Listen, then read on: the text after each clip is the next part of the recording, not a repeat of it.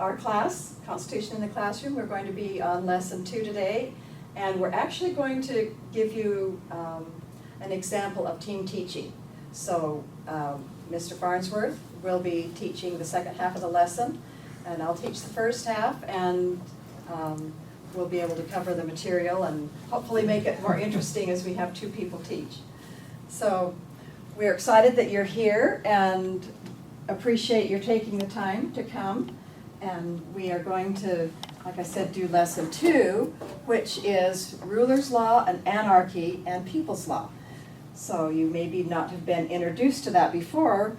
When we finish today, you'll know all about those different forms of government. So here's a good question to be thinking. What is the greatest danger to the Constitution and government by the people? You know that we have government by the people.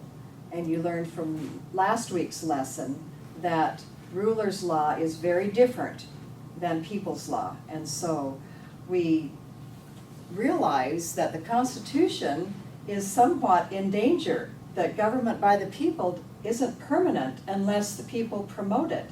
So that's partly what we're trying to help you be educated on, is how to preserve our Constitution. If you look at the very back of your workbook, you'll see a quote from President General George Washington, and he gave us some really good advice. Amber, do you want to read what that says? Sure. A primary object should be the education of our youth in the science of government, and what duty more pressing than communicating it to those who are to be the future guardians of the liberties of the country. Okay. So, liberties need guardians, and that's what a lot of people don't realize. We just are going along thinking everything's great in our government, but actually things are beginning to deteriorate. So we're going to show you how that's happening as we go through. And this has kind of become the motto of Constitution in the Classroom, when Washington said that you, the future guardians, need to be educated in the science of government. So lesson 2 is the science of government. And the greatest danger is lack of education. So this is why we go around to classes all over the state of Arizona, and we're trying to promote it in other states as well. We need to help young people know the science of government so that they grow up and are ready to be guardians, are ready to promote government by the people. So there's his quote. And so to understand the science of government, we use this spectrum. You know, when you're measuring something, you can measure power to govern. So what we're going to be talking about today is the power to govern. Who holds power in government? And how is that power controlled? And so if we look at this spectrum, it's like a ruler measuring with 0 on one hand and 100% or another higher number on the other end. And so what we're measuring is the amount of law and control of either tyranny or anarchy. So have you learned the word anarchy before? Anarchy means? Now you have a blank. Yeah. Anarchy means zero government. That means there's just chaos, really, is what happens, is that you have chaos because there's no one ruling. And sometimes that happens when one government falls and another government's trying to take over. For a while there will be no law. And that's what's on this end. And so when we talk about the right, we're not talking about conservatives or a party. A lot of times people say, oh, the Republicans are too far right. Well, that doesn't make sense on a real spectrum, because you've got to either have 0 or a high number on the other end. So down here on the other end is tyranny. Now, that might be easier to remember. What does tyranny mean? 100% government? Yes, it says it right there, doesn't it? So that's like the ruler's law that we showed you last lesson.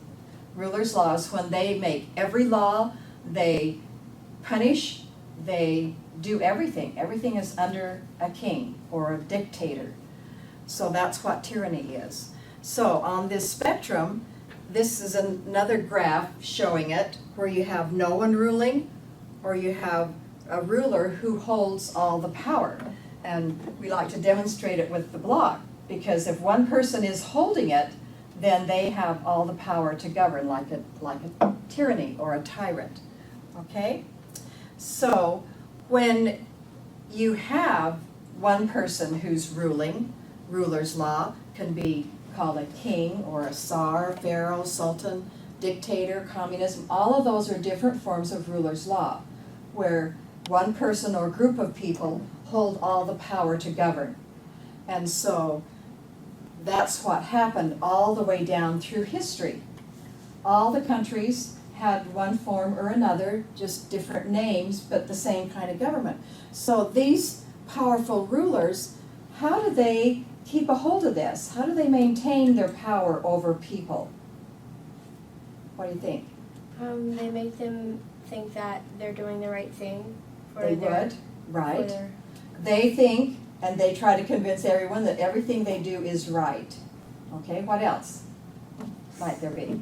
We'll give you some hints here. If anyone goes against them, what do? Imprisonment. Right, they just throw them in prison. So we're going to learn later, when we learn about the court system under the Constitution, the judicial branch, they were set up to establish justice. But under ruler's law, the courts are often used just to maintain power and to control people and to unjustly and throw people in prison. So that's one way that they maintain their power, is just keeping anyone who is against them controlled. Okay? So they don't allow any freedom, and the people actually are subjects. You know, when you see pictures of kings, everyone comes in and bows, and they all basically belong to the king. They are his property. The realm, his country, all belongs to him, the land and the people and everything in it. So they don't allow freedom, because if they do, then what would people do? Rebel, exactly. We don't like to be controlled, do we? So people don't have rights. There's just tyrannical control, all right? And people live under ruler's law. So the ruler makes laws or edicts. If you heard the word edict before, that's just another way of saying a law, decree. And it's just whatever his whim. That's just something he thinks up. Like King George decided he wanted to tax the tea. So he created a law, and the colonists had to start paying a tax for their tea. And that's the way rulers rule, making up whimsical rules for their people. Can people rise above perpetual poverty? We saw in last week's lesson that they are held down in poverty. They have no way for gaining wealth. They don't have rights, and they don't have power. So everything is held and controlled by the king. And if we look at a demonstration of that, this represents like a country where there's the individuals, and then there's families, community, state, going up the different levels of government. And when you put all of this power on the top, you see how unstable it is? So this is what the founders understood, and they wanted to have a different kind of government. So we'll see how they worked really hard. They had their whole focus on coming up with rule by the people, or people's law. Okay? So now you've kind of seen, actually we should look in our workbooks, because we have the question 16 and 17 we've gone through. 17 is name 3 ways all powerful rulers maintain their control. All right. So you can fill in from this screen here some of the things that rulers do in order to maintain control. Okay? And 16, when we looked at the founders' spectrum and thinking about government as they do, why is anarchy on the far right instead of a political party? On their spectrum, it was showing that anarchy is 0% government, okay? All right, got some ideas? And you can finish filling these out later too, okay? All right, now we want to talk about anarchy. So if we had a ruler, and sometimes we act this out in a classroom when we have more students here, and we'll have someone come up and pretend to be the ruler of the class and have them make up some kind of silly rule and decree what everyone has to wear, what color. So then the students who don't like that ruling, then I'll pick 5 of them to come up and be revolutionaries. So when you have someone who's holding all the power to govern, then you surround them with revolutionaries and they take the power. And then you have anarchy, because the king has lost his power and exiled or something. So then there's all these other people who would like to hold the power to govern. So then you have, for a time, no one ruling, and the king and his laws are gone. So that's where you end up with anarchy. So in that situation, there's no law and no law enforcement. Okay? So that's what you would answer with number 18. People under harsh rulers' law who long for freedom will sometimes rise up to overthrow their ruler, which generally brings about a state of anarchy. Okay? All right, so what has happened down through history? And I brought my timeline again for you to look at this again and see where the technology leap happened and all the influence of the Declaration, Constitution, and Founding Fathers. So when we looked at the timeline going all the way down through history, we had one ruler after another. And so there would be ruler's law, and then people would be dissatisfied with the ruler and be tired of the frivolous laws that he might create. So then revolutionaries rise up, and then you end up with anarchy, or a state, you know, if they depose the ruler. And then it depends on possibly a general who would have power over the army, who would then take over and become the next ruler, or someone who was very wealthy, or someone who would claim that they were a descendant of the king and had divine right. So then you would end up back at ruler's law. And so this is what continually happened over and over and over again. If you study history, that's what the pattern that you see. And then the most amazing, wonderful thing happened is that this was broken. And it was through the Founding Fathers, the Declaration of Independence, and the Constitution. So that's why when we make note of this on our timeline, we put all three. Because it wasn't just the Constitution, it was the Declaration and the Founding Fathers. So we'll show you how they all contributed to this. All right, so breaking out of the cycle, we had the Declaration of Independence, which established the proper role of government. So lesson 3, we discuss everything about the Declaration that contributed to life being so different here because of that. And then we have the Constitution that was written to control the government so it could not become like a ruler. And then we have great statesmen who didn't seek power. We talked about what a great statesman is, someone who isn't running for office just to get wealthy or to have power. So our Founding Fathers were mostly interested in setting up some kind of people's law, self-government. That's what they wanted. And it was amazing that there were so many of them with this same vision, because they worked together, and without them we couldn't have had it. And there's a lot of stories about these. in the back of your book, there's a list of the signers who, for the Declaration of Independence and for the Constitution. And you can use that list if ever you have to do a report in school on a important person. You could pick one of these names, because they all did amazing things. And so learn and read as much as you can about them. But here's a great story. Just one little example of how the Founding Fathers had such an influence. And it's called the Newburgh Conspiracy. Have you heard of that before? Have you heard about it? Good. So what do you remember? Not what? Just the name? Was it before Okay. the Constitution? It's what? Was it before the Constitution? It was. How they had, every state had like their own army and their own government? They did have state governments at that time.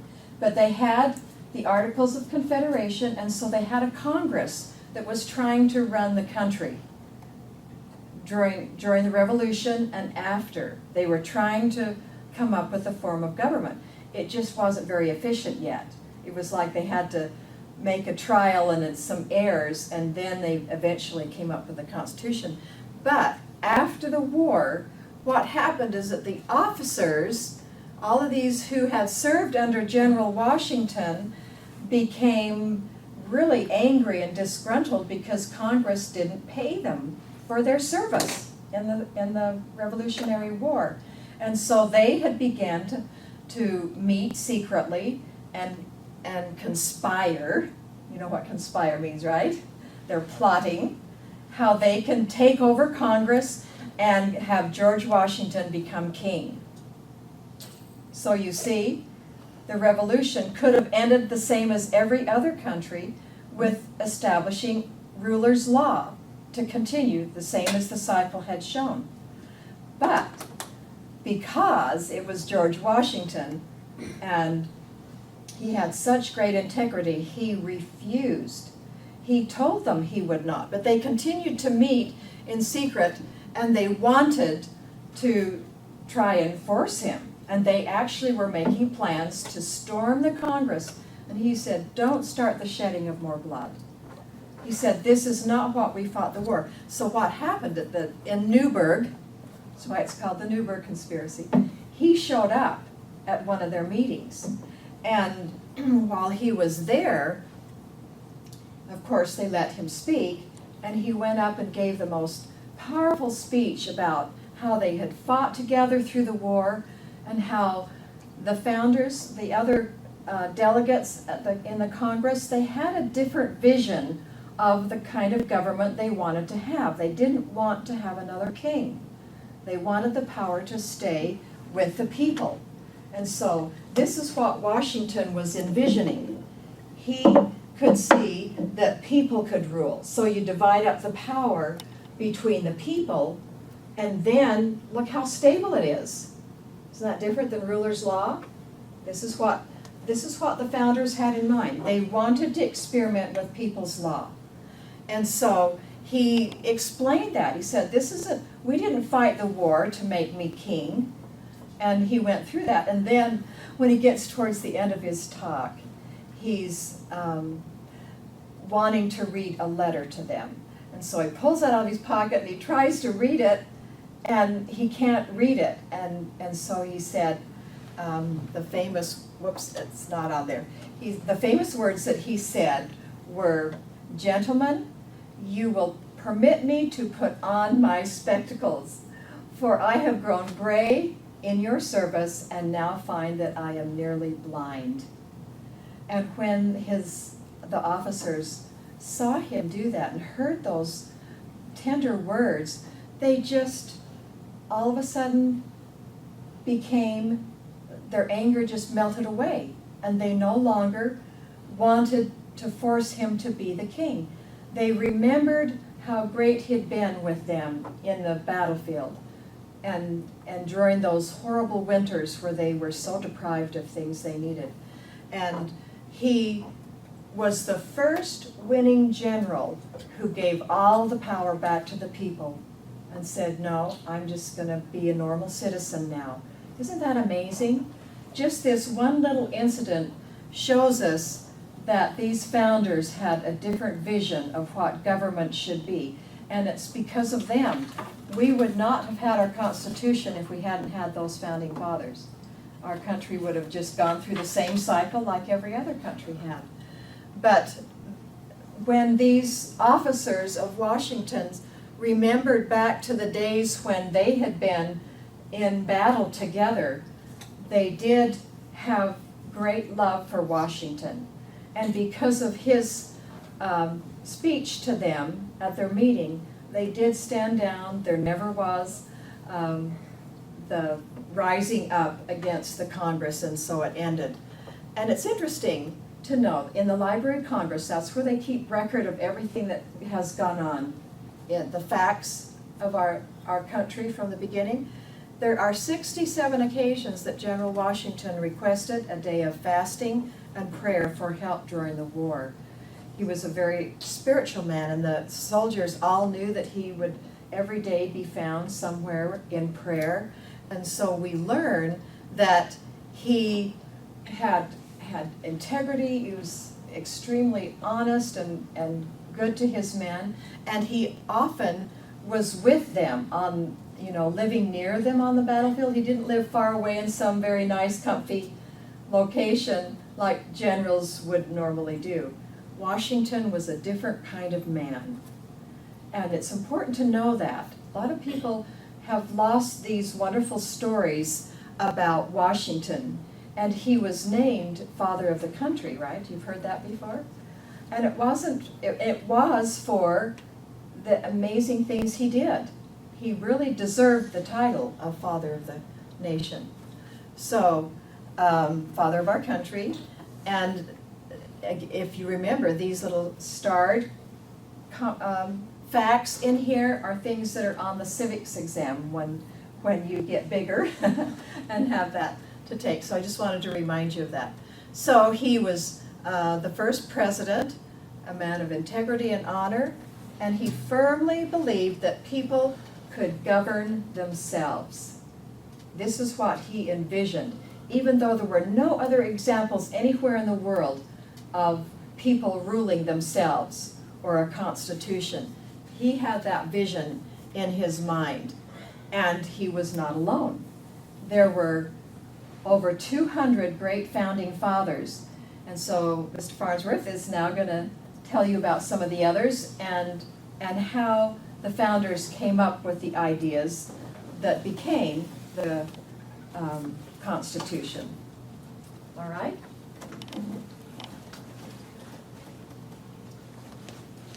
You're going to edit all this right. Okay, good job.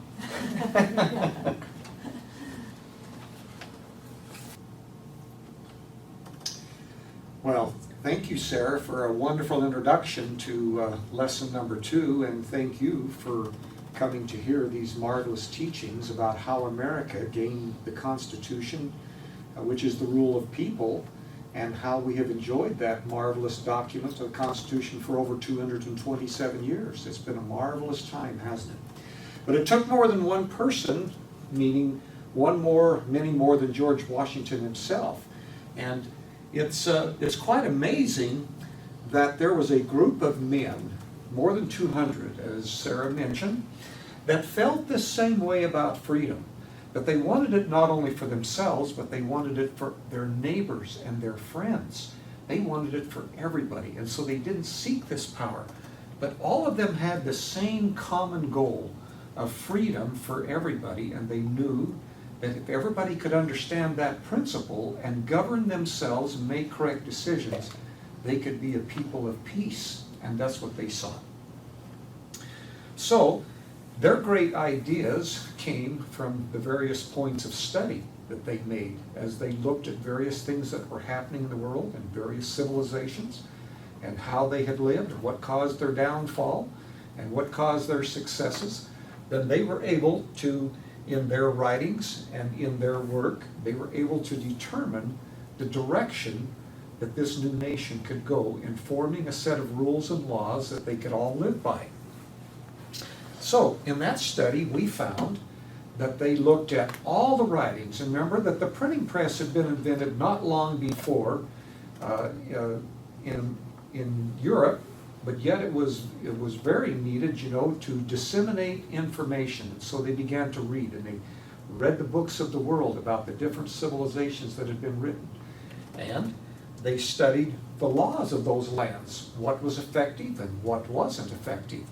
And they were what we would consider bookworms because they didn't have television like we have today. And so they used the abundance of their time by the fireplace and by lantern to read and to study, and this is how they educated themselves. They looked back at the very beginning of America, and they began to understand why those people had come to America in the first place. And because of those things that they had come and the experience that they had, they knew that they had experienced some periods of time of peace and self-government. And it began with the Mayflower Compact, where before they ever disembarked off of the Mayflower, they wrote a set of rules that they all agreed to live by. So this was the actual beginning of people's law here in America itself. One of the other great resources that they had to use was the Bible. And you might ask yourself the question, what could they possibly find in the Bible that would help to determine the root of self-government? Well, they found that in Moses, when in the book of Deuteronomy, when he led the children of Israel out of Egypt, they learned the similarities that they had, that it was a group of about 3 million people, just like we had living in America at the time. And they learned from those writings in the Bible that the people were divided into groups by families and multiple families, and they came to know that all of those individuals had a vote in how things would work. Of course, we know that the major decisions were made, you know, by Moses as they affected all the people, you know, from the writings in the Bible itself. But they quoted often from the principles of freedom that were in the Bible, and they were a very religious people that followed the teachings of the Bible when they came to America. So it was a great foundation of those principles of freedom that were used in establishing the laws of America. Another great, you know, resource that they looked at was the Anglo-Saxon people, and these were their forefathers who had lived back in England, and there were various times when they had experienced, you know, times when they had more freedom than when they didn't. And so they studied them, but they learned that they were called a group of free people, or freemen. And that's an interesting title, isn't it? Because freemen represents people that were free to make choices, to make decisions, to move about, and to bring about their own happiness. They learned that the power amongst the people was dispersed, which means that nobody like a tyrant or a king has all of the power, does it? It means that each person or group had various responsibilities, and that is what enabled them to live partially as a free people. And of course, voting again was a piece of that part of government they had as an Anglo-Saxon. And we know that the Magna Carta in 1512, or 1215, that was an important document that began to set forth the rights of men as they had been given them by God or their Creator. And they actually convinced the kings through some of those periods of time to allow the people to have more rights and freedoms than at other times. So the founders, when they studied this, they knew that there had been short bursts of freedom amongst the people. So they had a vision. As Mrs. Rouse mentioned to you, they had a vision of what freedom and what self-government could be. Of course, we find in the Constitution that, and some say, well, this is just a document written by a bunch of old men. Well, really, they weren't a bunch of old men. Most of them were very young men. In fact, there was really only one old man in the bunch, and that was Benjamin Franklin, and he was 81 years of age. But the youngest of those that were present during the Continental Congress, the Constitutional Convention, was 26 years of age. And most of them were young men in their 30s and early 40s. So it wasn't old men that were retired and so forth, but it was young men who had a future to live, and they wanted to know how they could live at the best and be free. Some of these pictures you see just illustrate, the things that they did, the studying that they did, the working in committees that they had, the teaching in meetings, which we would call, preaching or teaching to people. And of course, one of their major sources of strength in the process to develop this new Constitution was prayer. Now remember, in the Declaration of Independence, which you're going to study, but they gave credit to the Creator who had given them the rights to do these things. And so, in that process, prayer was a very, very important part of their lives. So, what you have then is a great group of founding fathers that were dedicated and serious about freedom. And that's what caused and kept the momentum going as they pressed forward in this process. Well, we like to refer to it as the miracle that took place in Philadelphia, because nothing like this had ever happened on the scale that it was ready to happen here in America. And so you had these great men that had gathered there. 55 of them were called and elected by the 13 colonies to come to Philadelphia, but there was so great concern that it may never even happen, because all of them felt that it could not be successful unless one particular person showed up. Who do you think that they felt needed to be at the convention more than anybody else? George Washington. George Washington, yes. They knew that the convention probably would not be a success unless he showed up. And of course, at the end of the Revolutionary War, he was tired and he was worn out. And it had been an 8-year battle of winning our freedom. And he just wanted to go home to Mount Vernon. He didn't seek this power, as you have learned already from his life. He wanted the people to be able to govern themselves. But again, he consented one more time to come to the convention and to help bring about this great process of our great Constitution. Well, in this process, this was about a 4.5-month ordeal in the hot, humid months in Philadelphia during the summer. And of course, this was a great sacrifice in itself, just because in the summer, this is when they should have been taking care of their farms and getting ready for the winter that was coming.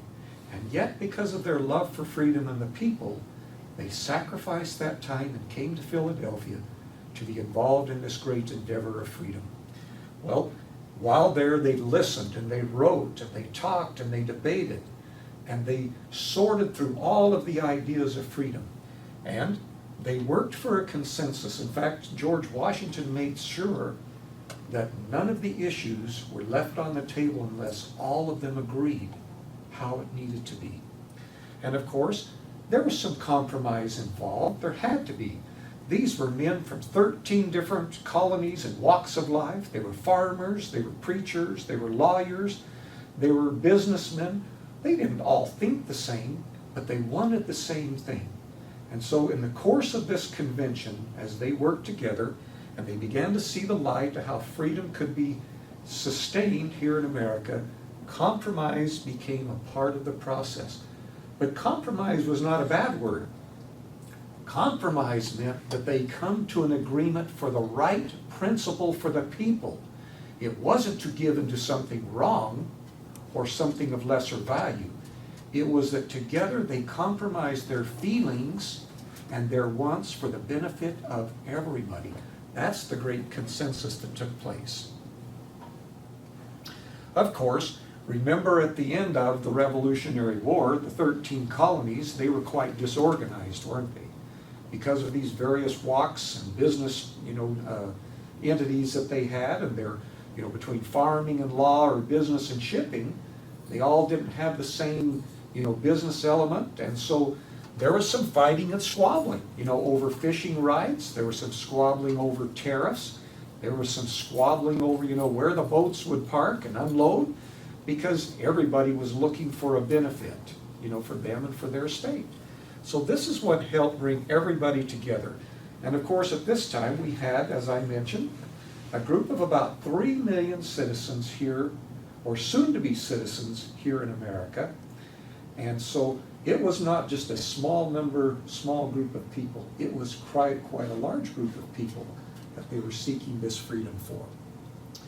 We have 3 individuals, Alexander Hamilton, John Jay, and James Madison, who wrote a number of articles called the Federalist Papers after the Constitution was written in order to help the people learn about it. Because see, remember, there was no previous Constitution for them to have read and to have studied. This was a brand new thing for all of them.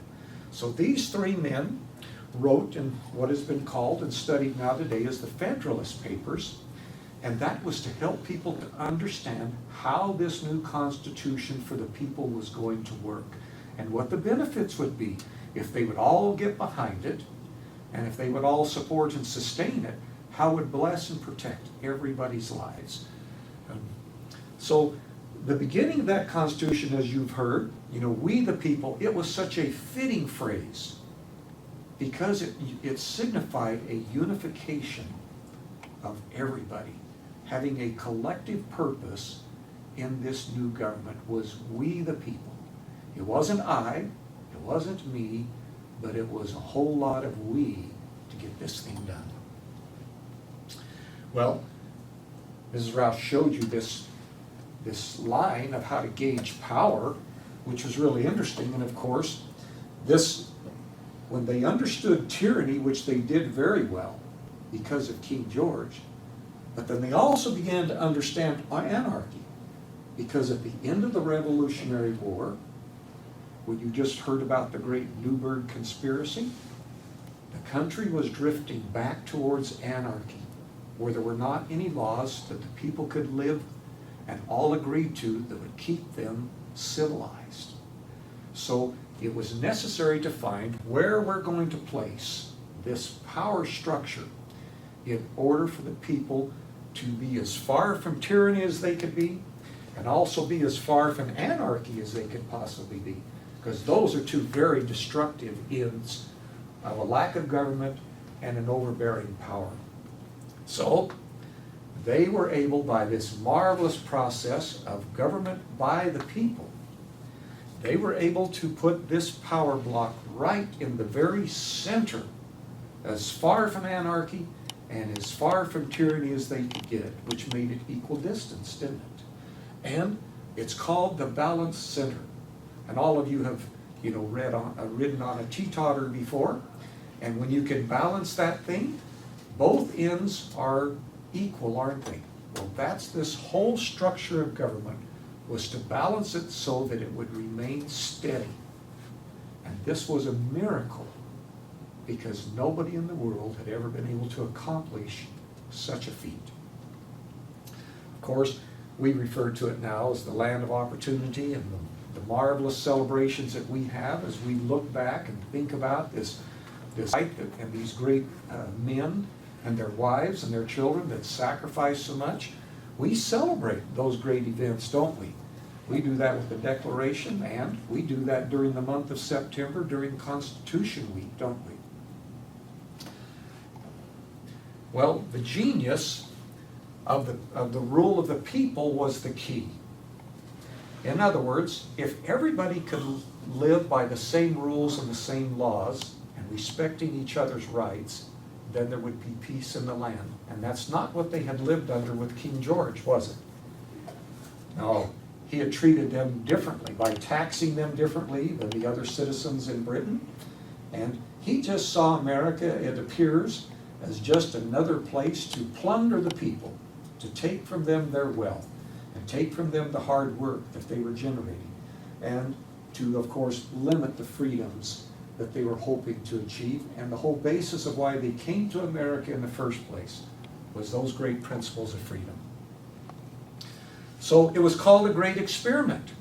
And Joan, even today, we're still in the process of this experiment. And why do we say that we're still in the process? Because we're all still evolving.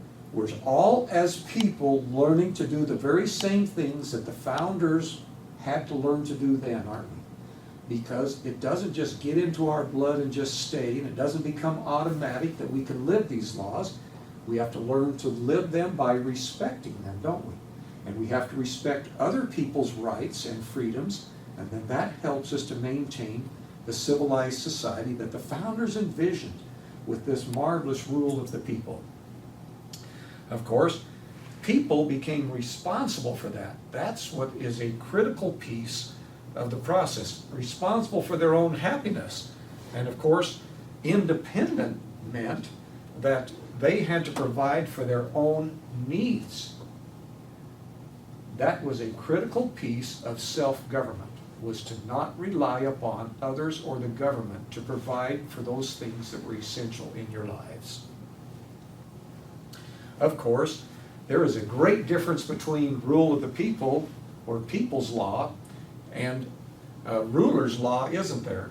And of course, you see exhibited here on the screen, you know, as one of those great villains of freedom, which was Adolf Hitler. And of course, he wanted dominion over the people. And he became just that, a dictator. And of course, because of his rule and reign of terror, you know, approximately 50 million people lost their lives in Europe during the war because of his desire to rule over the people in a tyrannical form of government. Well, if he'd have respected everybody's rights, there would have been no war, and all those lives would have been spared. But that's what happens when somebody seeks rule and power over their neighbors and their friends. Then you have that kind of catastrophes that happen clear across the world. So you ask yourself, which would you rather live under? The rule of law or ruler's law? Where would you find yourself the most comfortable? Of course, it would be under the rule of law, wouldn't it? You don't want to be under a dictator or a king. Depends if you're the king. Well, and even if you were the king, what would you be worried about? You'd be worried about somebody coming and taking your power from you, wouldn't you? You wouldn't even be able to sleep at night if you were the king, because you would be worried that somebody would do the same thing to you that you did to somebody else. And remember, that was that great cycle of from ruler's law to anarchy and right back to tyranny again with ruler's law. So people's law is where you find the most peace and happiness, and where people can become the most productive. And of course, the reason is that you write those rules that the people are going to live by, you write them into a constitution. And because they can be found in a constitution, from one generation to the next, you know what the rules are, and you can know when they're being broken. And then you can restore back to that correct principle of correct government, and that's what keeps people safe, one generation after the other. But remember, you started today's lesson with that great quote of George Washington, which was what? That we needed to teach the youth the science of government, didn't we? And if they don't learn that, then how can they possibly live it? It's impossible, isn't it, if you don't know it? So that's why studying the Constitution is so very, very important for all of us. And we ought to encourage that, not only for ourselves, but for our neighbors. Because it's just as important for them to know what the Constitution says as it is for us. Of course, under ruler's law, anything can happen. Just whatever. It's called a whim.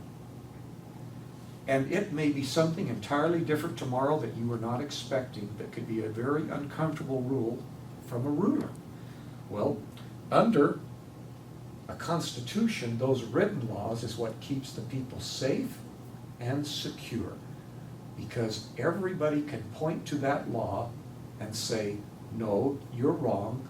This is how we have agreed to live in this society. That's why a written constitution is so very valuable to the people. Of course, there's various forms, but the form of government that we actually ended up with here in America was not just a democracy form of government, but we ended up with a republic or a representative form of government. And so when we think of representative, what's the first thing that comes to your mind? House of Representatives. The House of Representatives, and they're elected by who? Us, the people, aren't they? Well, that's what this means. When the people vote for individuals to represent them, then that saves us a long drive to Washington, D.C. every time a law comes up to be voted on, doesn't it? Well, those individuals we have given the trust and the power to govern and make the laws that we need to live by. And of course, having given them that much trust, it is very critical for all of us to understand the character of those individuals, the integrity of those individuals, the honesty, in order to trust them to do that for us, isn't it? So, you want to elect the very best person possible to represent you, one that will represent all of the people equally. That's what a representative form of government is. So, how do we get to really participate in a republic? How do we do that? All votes. We vote, don't we? Yes. When you get to be 18, you're going to get to register to vote. And the power in the people is the voting of the people. That's how we're able to choose our leaders, who make the laws, and if we're not happy with that process, what is the power of the people? What do they get to do? If you're not happy with your representative, what do? You can change it. You can change them. The next election, you will definitely vote for somebody else, won't you? If they do not honor the confidence given to the people when they go to represent you, then you vote them out by voting for somebody else. And that's the power that belongs in the people. When the Constitution was written, and they were concluded, and the meeting was over, Benjamin Franklin had walked out onto the street, and this dear lady, who obviously had watched the process, came up to him and says, "Mr. Franklin, what have you given us?" What do you think his response was? The government. "We've given you a government," but he said this, "a republic if you can keep it." See, a republic requires the people to be honest and moral, doesn't it? If they're going to govern themselves, then everybody has to govern themselves equally in order to keep the people free. That's a Republican form of government. And so that's why, if you can keep it, and that's a wonderful statement that should cause all of us a moment of reflection as we think about how serious our role is as a citizen and our duty to abide by the laws of the land, shouldn't it? Okay, well, remember this. Remember that cycle of government we talked about? Ruler's law to anarchy and back? Well, we could also go from people's law to another tyrannical reign of government if we don't pay attention to what's going on. If we become complacent, we vote in the wrong people, we don't pay attention to the laws that they're making, and they take us down the path, then we could end up with another tyrannical government just like we had before. This is what Thomas Jefferson had to say. "All tyranny needs to gain a foothold is for people of good conscience to remain silent." Isn't that an amazing statement? And this comes from one of those founding fathers. Now remember, their wisdom is great and we should pay great attention to, because see, they personally went through this whole process of throwing off a tyrannical government and putting in place a government of, by, and for the people, didn't they? So, why do people in power always seek to have more power? Why do they tend to do that? It feels better. Come again? If it feels better. Well, they get a feeling, don't they, where they want more power. They like, the prestige that comes to them. They like, setting up on a pedestal. They like people to call them sir or president or madam or whatever, don't they? And sometimes that causes a man's heart and mind to shift. And he thinks more about himself than he does about the people and the oath of office that they have taken. And so people begin to, if they're not careful, and if we don't watch them and call attention to it often when they're beginning to, move off of the path. See, that's our duty as citizens, is to remind them when they're moving off of the path also. Then we can help keep our leaders on the right path. Now, ruler's law could return, couldn't it? Now, when you see some of these things that is going to pop up on the board, these will be warning signs that if they come into your government or into your society, you will have a very clear picture that tyranny is making its return. So let's see if we can just see what some of those things will be. If the citizens become apathetic, which means what? They quit paying attention to what's going on. They're more interested in their lifestyle or fishing or vacationing than they are about their operation of government. When we watch for unrighteous leaders to grab for power, then we can begin to see things shifting towards tyranny, can't we? Or, this one is an interesting one. Administrative law is laws written by government departments that is never passed by our elected officials in Congress, that they require the people to live by. Now, those can be oppressive laws also, not always in the best interest of the people. So we're looking for when the administrative law, and there's another form of that called executive order, when you get the president who begins to issue laws just because he thinks it ought to happen, instead of taking those laws through Congress, then we ought to be very much on alert that our Republican form of government is at risk. And of course, this great process of checks and balances that was written into the Constitution of 3 different branches of government. The veto, the 2 houses have to pass. There's a veto, there's an override, there's the Supreme Court looking to make sure that those laws are constitutional. All of those are called checks and balances. But when they don't operate correctly, then we can begin to see our Republican form of government slipping away. So those are ideas to help you to look in the future to make sure that you're still going to be safe as a people. Because if you're not, you're going to be heavily weighed down with the burdens of government, which means taxes. That's how the government burdens people, is by taking their freedom and their money away. And sometimes that is just, and that will become unbearable if we allow it to ever happen again. So remember this great pyramid of power structure, okay? With the individual here at the bottom, the founder said this is the start. This is where the power belongs. This is where the most responsibility for the things that are going to happen in your life, it's you, not somebody else. We get help from our families. They assist us, but sooner or later we're going to be voting adults, aren't we? And then we're responsible. Well, we're gathered in communities. We can't live entirely by ourselves. And when we become a community, we need roads and libraries, and we need various things, don't we? Well, so collectively, we get a few of those, but we do that on a community basis. And of course, our state should only have a little bit of responsibility in helping us to be a happy and successful people. And who should have the least amount of interference in our life?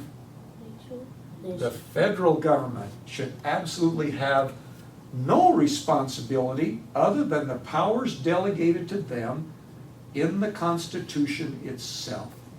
And you're going to learn about these marvelous 9th and 10th Amendments where all power not granted to the federal government belong to the people and to the states. It is a marvelous gift that the founders gave us. Well, what does this remind you of? An alien invasion, doesn't it? Well, and when we talk about an alien invasion, what we're talking about is when your unalienable rights begin to disappear.